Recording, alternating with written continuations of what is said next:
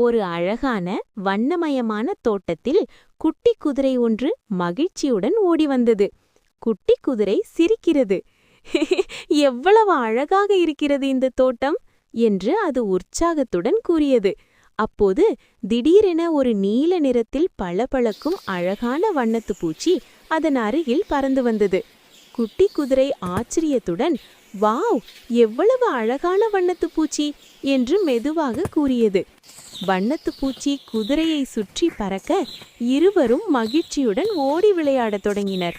குதிரை சிரித்துக்கொண்டே, என் நண்பனே, வா விளையாடலாம் என்றது. சிறிது நேரத்தில் வண்ணத்து பூச்சி ஒரு பெரிய சூரியகாந்தி பூவின் மேல் அமர்ந்தது. குதிரை அதன் அருகில் சென்று மெதுவாக, நீ என் நண்பனா என்று கேட்டது.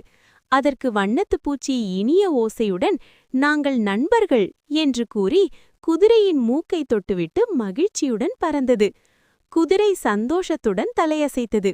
இறுதியில் குட்டி குதிரையும் வண்ணத்து பூச்சியும் ஒன்றாக வானவில்லின் கீழ் ஓடிச் சென்றன.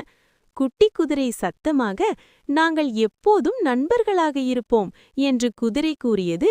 வண்ணத்து பூச்சியும் பறந்தபடியே ஆமாம் என்று சொல்லி வழிமொழிந்தது.